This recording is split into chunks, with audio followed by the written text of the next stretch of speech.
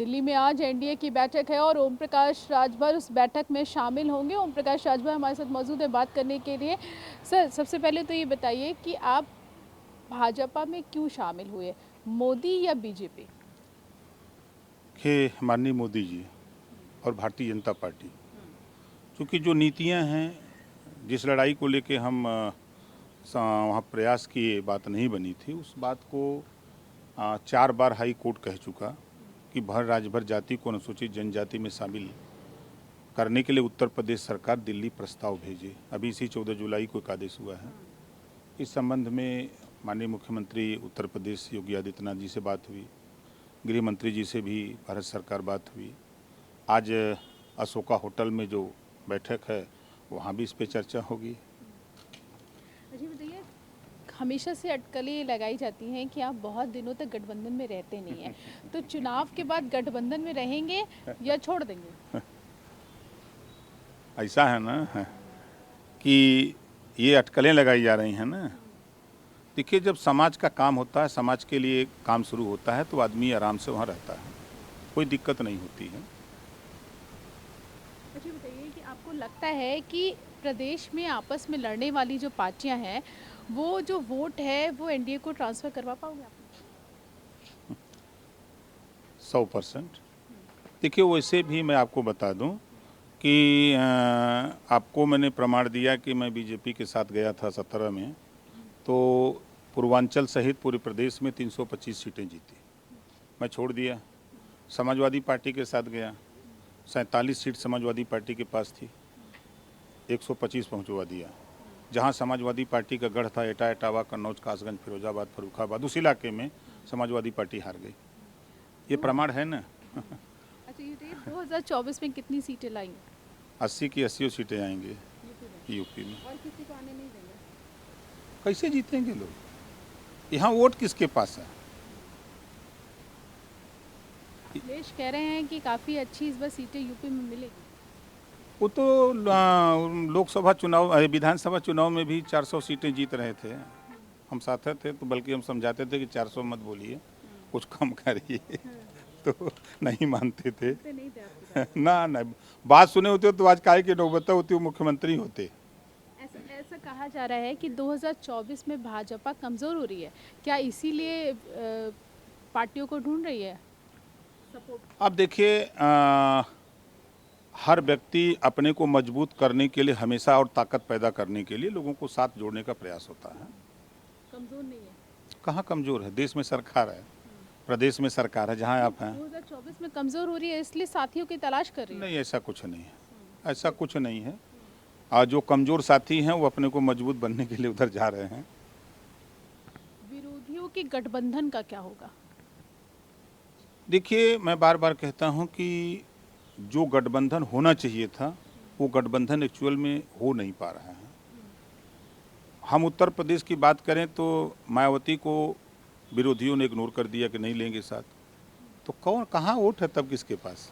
12.5% चुनाव आयोग की मुहर है ना उस पार्टी के पास, और किसके पास वोट यहाँ है?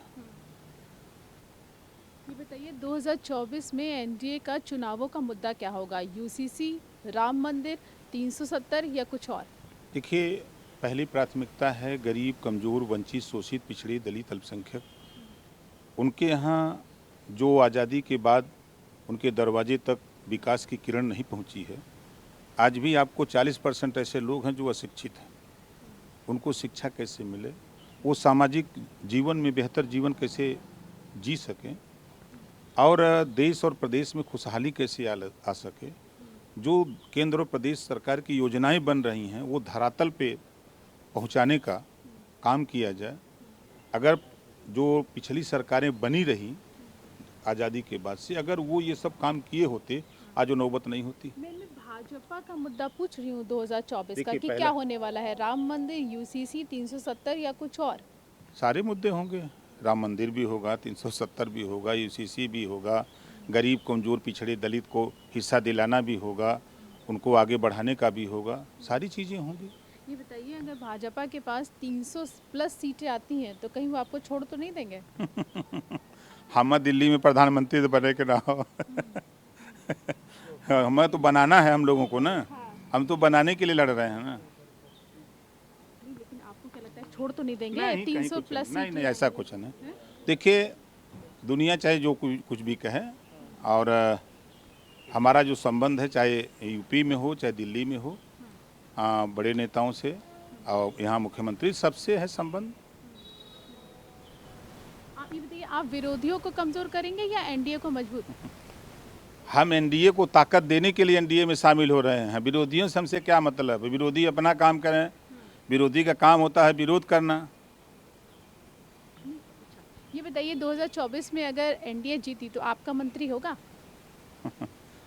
अरे वो टाइम तो आने दीजिए महाराज, खोखी आवे के बात- सवेरे कुछ मोबाइल बात- समझे के। कुछ बात तो हुई होगी ना? नहीं, कोई बात नहीं।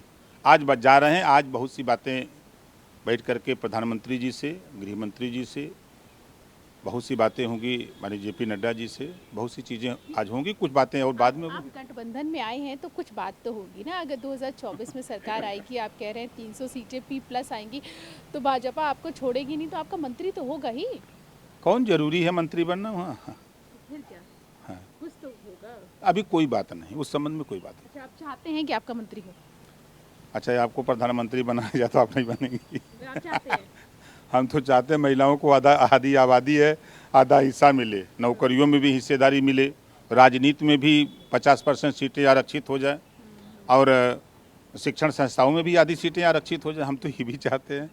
कहा ये भी जा रहा था कि जब आपकी बातचीत हुई तो आपके बेटे को लोकसभा चुनाव लड़ाने की बात और आपको मंत्री पद देने की बात है, इस बात में कितनी सच्चाई? ऐसा कुछ नहीं है। आज बता रहा हूँ कि आज सारी चीज़ें तय हो जाएंगी। उसके बाद आप बताएंगे मीडिया हाँ को बिल्कुल, कल बताएंगे। कि क्या क्या तय हाँ, हुआ? कल आएंगे, जब उतरेंगे लखनऊ एयरपोर्ट पर तो बताएंगे। मुख्यमंत्री से मुलाकात कर होने वाली थी, आपकी होगी?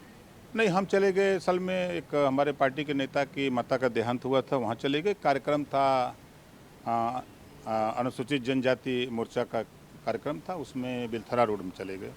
देर रात हम आए यहाँ करीब। संजय निषाद ने अब आपको बड़ा भाई बताया अपना। अरे वो हमारे बड़े भाई हैं भैया, जतियों में बड़े हैं, उमरियों में बड़े हैं। बोले कि ओम प्रकाश राजभर जी बड़े भाई हैं हमारे। हम तो स्वागत उनको सब है। दिन बड़ा भाई मानते हैं। पहले नहीं मानते, नहीं, बिल्कुल मानते हैं। वो नहीं मानते, नहीं, मानते थे। बोलते नहीं थे। नहीं, एक शब्द बहुवरत थी तो जा शोभा के। से बात करने के लिए कैमरामैन दुर्गेश के साथ प्रीति श्रीवास्तव, TV9।